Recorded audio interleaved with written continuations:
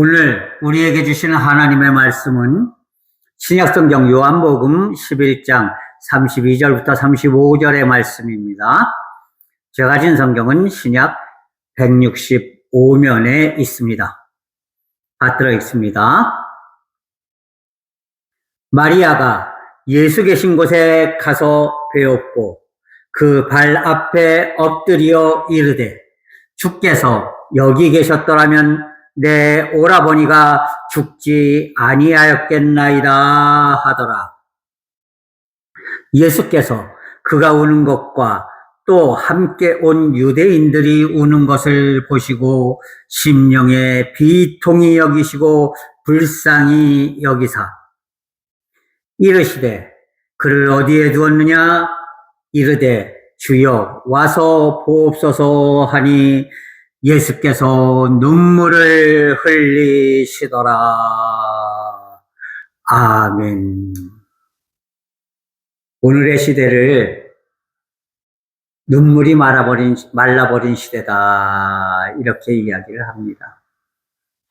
세상이 참 많이 강팍해졌어요.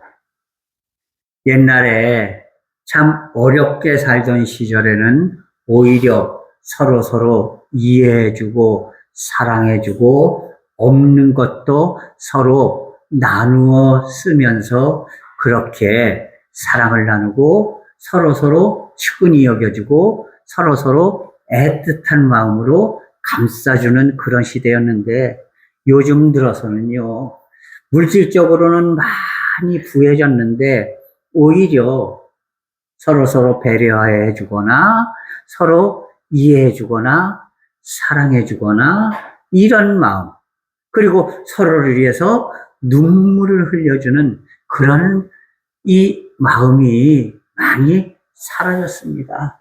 너무나 이기적이 돼버리고 만 것 같아요. 정치하는 사람들도 마찬가지예요. 진짜 무엇을 위해서 자신이 최선을 다해야 되는지를 모르는 것 같아요. 오직 자기 눈앞에 있는 이익, 내 이익, 자기를 뽑아준 자기 지역구의 그 백성들의 어려움과 고통이 아니라 어떻게 하면 내가 이 힘을 더 굳세게 유지할 수 있을까? 어찌하면 이 직분을 통해서 내가 더 많은 것을 누릴 수 있을까? 여기에 혈안이 돼 있고 자기 당과 자기가 속해 있는 무리의 이익만을 위해서 그냥 벌건 눈을 뒤집으면서 그렇게 쫓아다니지 진정으로 나라와 민족과 백성을 위해서 진짜 가슴을 치면서 눈물을 흘리면서 그들을 위해서 최선을 다하는 그런 모습이 어느덧 사라진 것 같은 그런 느낌을 많이 받습니다. 예. 뉴스를 통해서 나오는 그런 사건, 사고들도 보면은요, 너무나 끔찍한 일들이 많아요.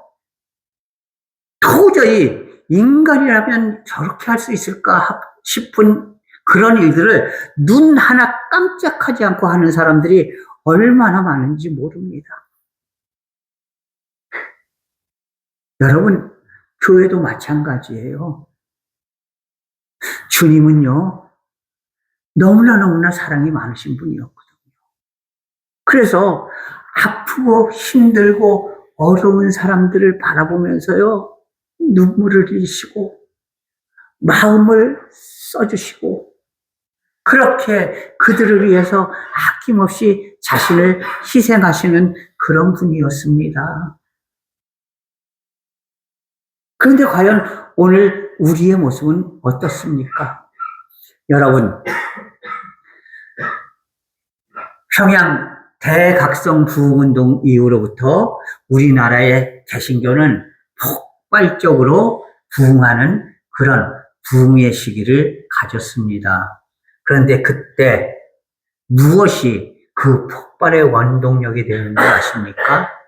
바로 성도들이 울부짖으면서 가슴을 치면서 했던 회개가 바로 부흥과 성장의 동력이 되었던 거예요.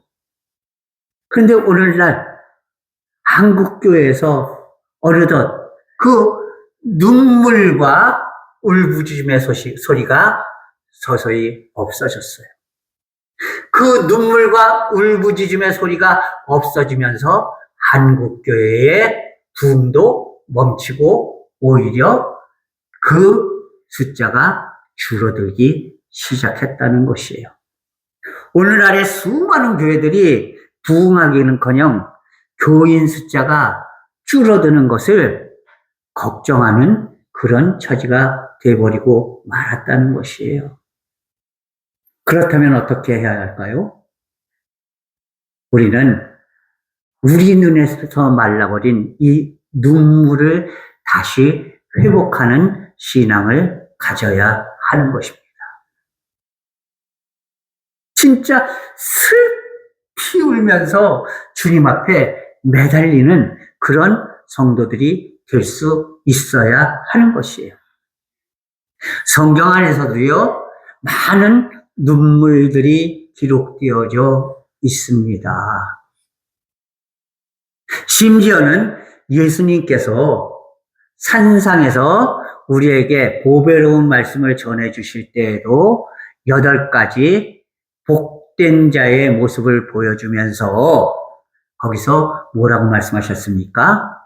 애통하는 자는 복이 있나니 그가 하나님의 위로를 받을 것입니다. 이렇게 말씀하셨어요. 예, 애통하는 자가 하나님의 위로를 받고 하나님이 한 번 더 나를 돌아보시고 그리고 하나님이 한 번 더 나를 감싸 안아주신다는 사실을 여러분 기억할 수 있기를 바랍니다. 그렇기 때문에 우리는 우리 눈에서 말라버린 그 눈물을 다시 회복할 수 있는 그런 믿음이 되어야 하는 것입니다. 그렇다면 성경에 나오는 눈물은 어떤 종류의 눈물이 있을까요? 예, 먼저 히스기야 왕이 자신이 하나님으로부터 바로 죽을 수밖에 없다는 그 말씀을 듣고 나서 면벽하고 벽을 바라보면서 제에 앉아서 가슴을 치면서 옷을 찢으면서 그렇게 눈물 흘리며 회개하며 기도했던 모습을 우리는 보게 되는 것이에요.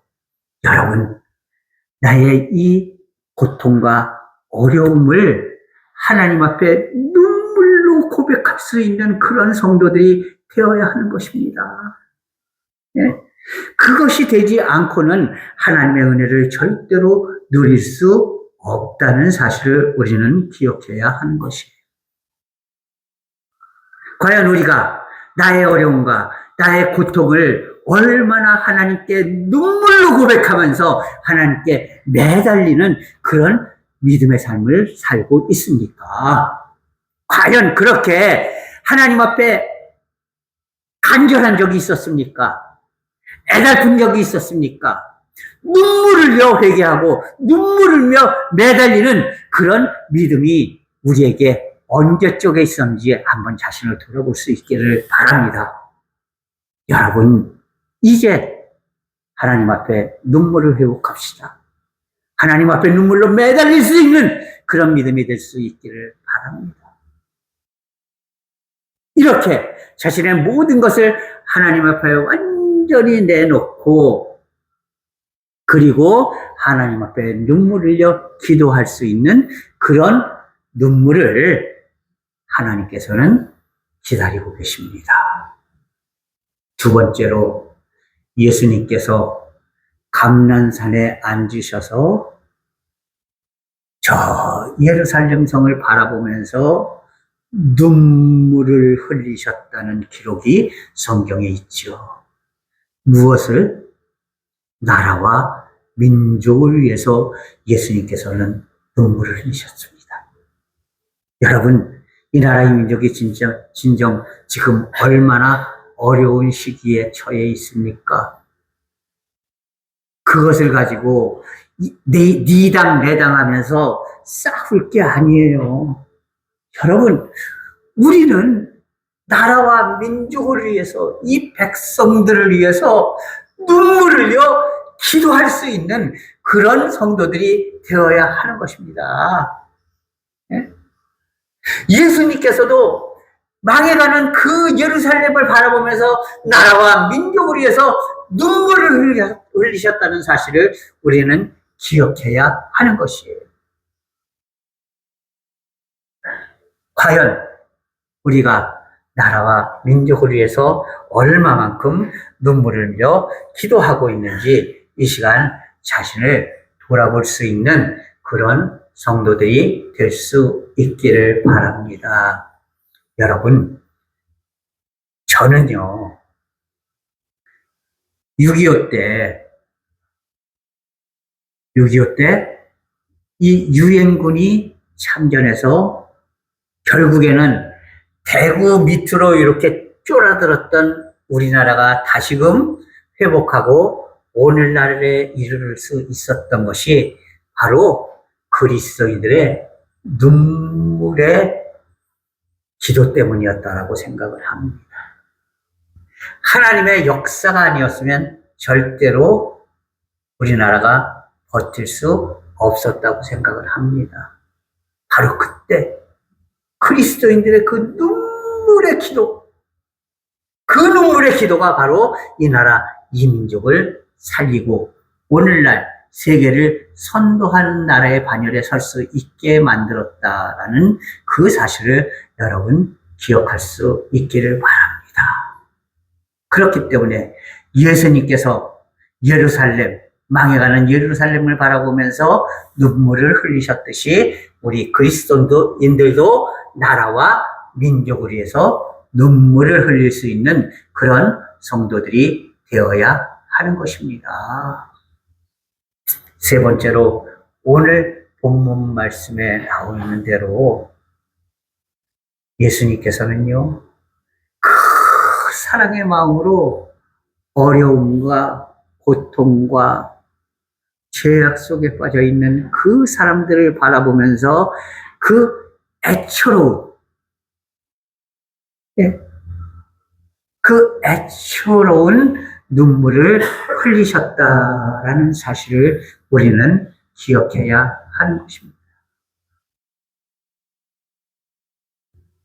오늘 말씀의 내용은 이렇죠. 예수님께서는 예루살렘에 많이 가시지 않으셨어요. 여러분, 예수님이 예루살렘에 많이 가셨다고 생각하죠? 성경에 보면은요, 예수님은 주로 6월절 기간에만 예루살렘에 가셨어요. 그래서 이 공생의 기간 동안에 뭐 한 일주일, 보름 정도씩 3번만 예루살렘에 가셨던 것이 기록되어져 있습니다. 자, 그런데 이 예수님이 예루살렘에 가실 때 항상 베단이라는 곳에 마리아, 마르다 자매와 그 오빠인지 동생인지는 모르겠어요. 남자 형제인 나사로, 이 셋이 사는 집에 항상 머무셨어요. 베다니는 이 대충 우리 교회에서 예루살렘 성에서 보면은요, 예루살렘 성전에서 보면은 우리 교회에서 저 산천면소재지 정도 거리되는 그 정도 거리에 있는 마을입니다. 그래서 예수님께서는 낮에는 예루살렘 성에 들어가셔서 이제 여러 가지 일을 하시고 저녁이 되면은 다시 예루살렘 성에서 나오셔서 베다니로 가셔서 이 나사로와 마리아와 마르다의 집에서 밤을 지내시고 또 그 다음날 예루살렘 성으로 들어가시고 이렇게 일을 하셨어요. 이렇게 예수님이 예루살렘에 갈 때마다 항상 이제 찾으셨던 이 나사로의 집. 그런데 예수님께서 멀리 계시는 동안에 나사로가 죽게 되었다는 그런 소식을 듣게 됩니다. 그리고 마리아와 마르다가 급히 예수님께 연락을 보내서 예수님, 우리 오빠가 죽게 생겼으니까 빨리 오셔서 좀 살려주세요. 예수님의 능력으로 좀 살려주세요. 이렇게 이야기를 합니다. 그런데 웬일인지 예수님께서 바쁘게 가시질 않는 거예요. 그냥 볼일 다 보시고 계시는 거예요. 얼마나 안타깝겠습니까? 그리고 예수님께서 자 이제 나사로의 집으로 가자 하고 갈릴리에서부터 쭉 한 3일 길을 걸어 오시는데 이미 그때는 나사로가 죽어서 세마포로 뜰뜰 말아서 제가 지난주에 말씀드렸듯이 동굴 무덤 안에 시신을 안치시켜 놓고, 그리고 시신이 썩는 냄새가 많이 나잖아요. 그래서 뭐 우리 식으로 얘기하면 제사 지낼 때나 이럴 때가 아니면은 이제 돌문을 닫아 놓고 그렇게 있었습니다. 그런데 예수님께서 오신 거예요. 그러니까 마리아 마르다가 막 뛰어가서 막 울면서 이야기를 합니다. 예수님이 이곳에 계셨었더라면 우리 오빠가 저렇게 죽지는 않았을 텐데요. 예수님이 틀림없이 그 병을 고쳐주셨을 텐데요. 예수님이 안 계셨기 때문에 결국에는 우리 오빠가 이렇게 죽고 말았습니다. 그랬더니 예수님께서 말씀하시죠. 나사로가 어디 있느냐. 그랬더니 그 마리아와 마르다가 이렇게 이야기를 하죠. 예수님 벌써 죽은 지 사흘이 넘어서 시체가 썩어 들어가기 시작했고요. 무덤 안에서는 시신 썩는 냄새가 막 납니다. 그렇게 얘기를 하죠. 그 모습을 바라보면서 오늘 본문 말씀에 있는 대로 많은 사람들이 눈물을 흘렸고, 그리고 예수님께서도 친히 우셨다라고 기록하고 있는 것입니다. 예수님께서 눈물을 흘리셨더라. 예, 예수님의 이 사랑의 마음을, 예, 진짜 나사로와 그 형제들을 사랑했던 그 예수님의 마음, 이 사랑의 눈물이 우리에게도 있어야 한다는 사실을 여러분 기억할 수 있기를 바랍니다.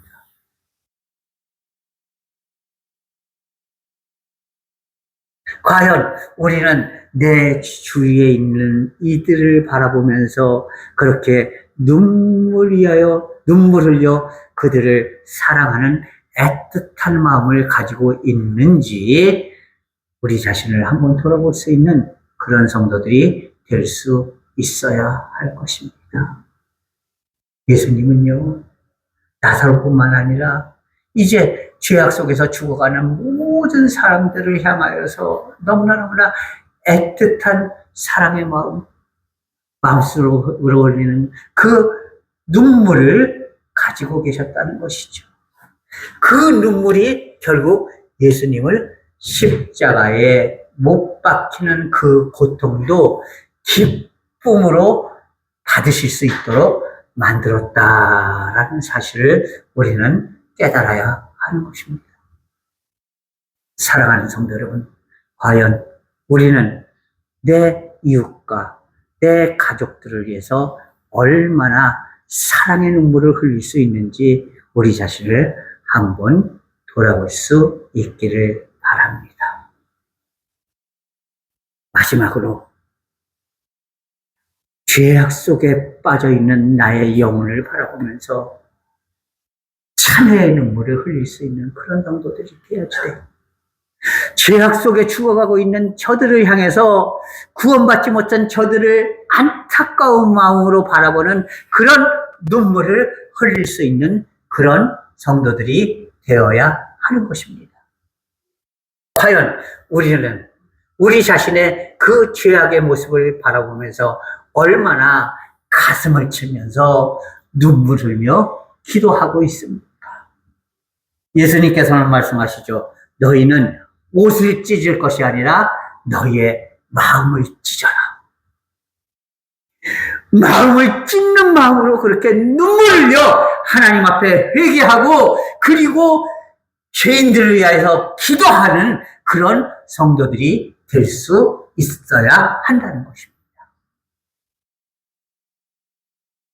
사랑하는 성도 여러분, 이제 주님 앞에 회개의 기도를 하며 눈물을 펑펑 흘려 올 수 있는 그런 성도들이 될 수 있기를 바랍니다.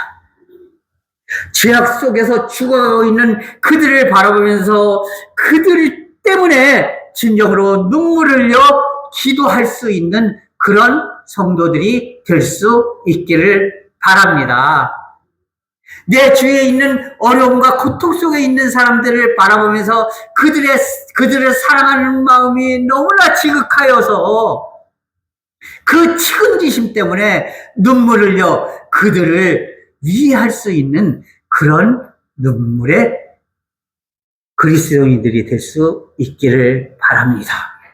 그리고 나라와 민족을 위해서 눈물을 흘려 기도할 수 있는 그런 그리스도인들이 될 수 있기를 바랍니다.